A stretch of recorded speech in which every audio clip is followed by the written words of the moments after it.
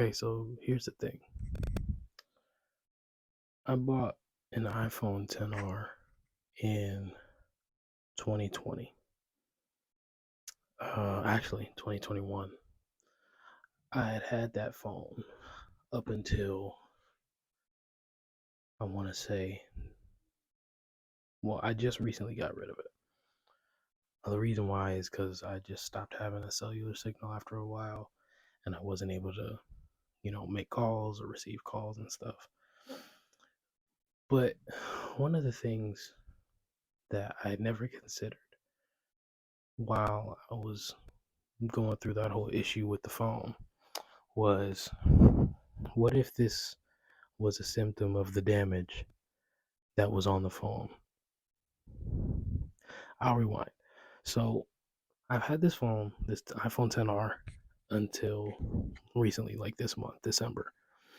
And one thing that happened, I believe it was earlier this year, probably like early 2023, I noticed that the back glass of the phone was cracked. And I never figured out how it got cracked.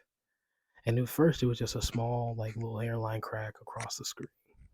But as time passed, the more I began to look at the phone, the more I noticed that it was getting more damaged.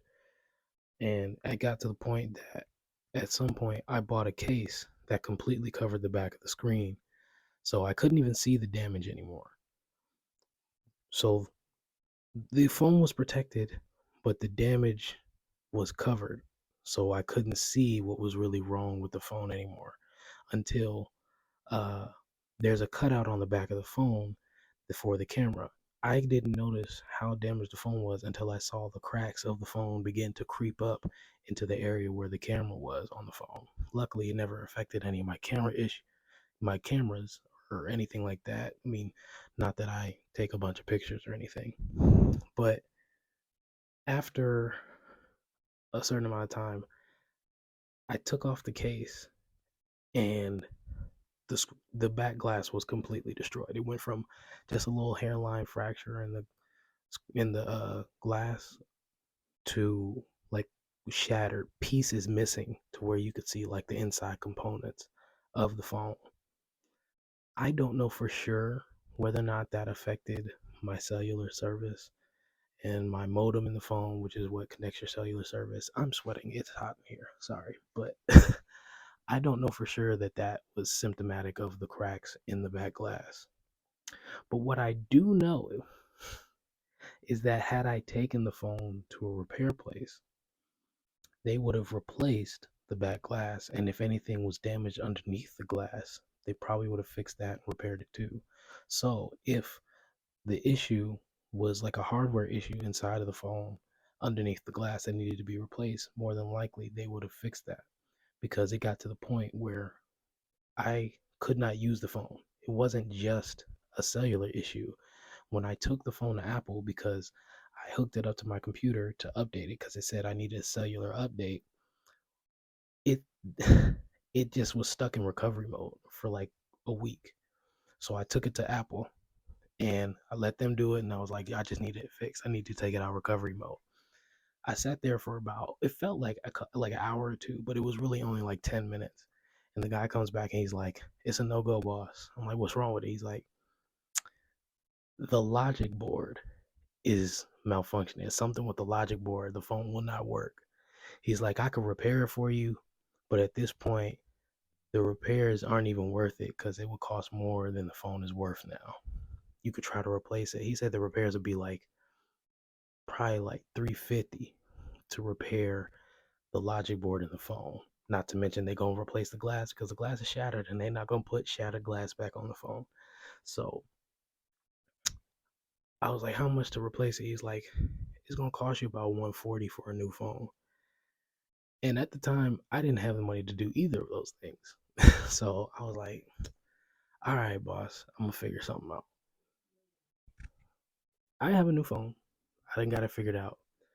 But I say all that to say, better life tip number 3: fix whatever is broken. Don't just cover it up and let it fester and get worse and worse and worse until you can no longer function. Fix what is broken. I just recently, like in the last couple months, started doing therapy like consistently. I think the longest I had done therapy prior to the last couple months was maybe a month, 4 weeks, because that's how long the free trial was. But I feel like things are coming off of me that I never thought I would be able to get out of. Like the self-loathing, the having a hard time learning to love myself, all of those things, they don't seem as monumental as they used to.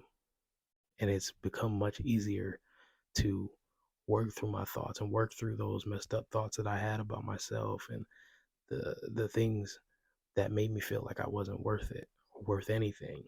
It's much easier to cope and deal with those thoughts and not be stuck listening to the enemy tell me that I'm not worthy, I'm not worth anything, because I've done the work and I've learned how to love myself.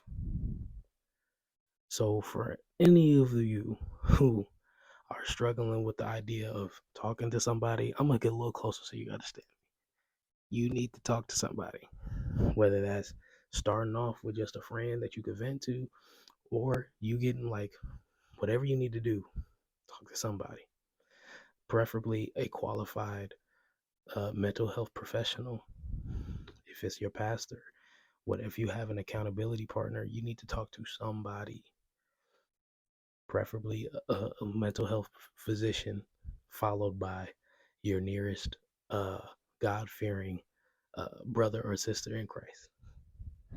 But that's Better Life tip number 3: fix what is broken. You don't have to stay broken. You don't have to sit and deal with the pains of the past for the rest of your life. You can work through it. You should work through it to be your best self, to be the person that God has called you to be.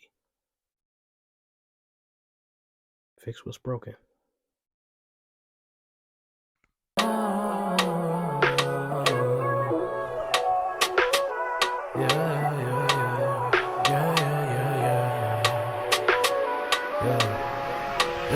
You know he the one I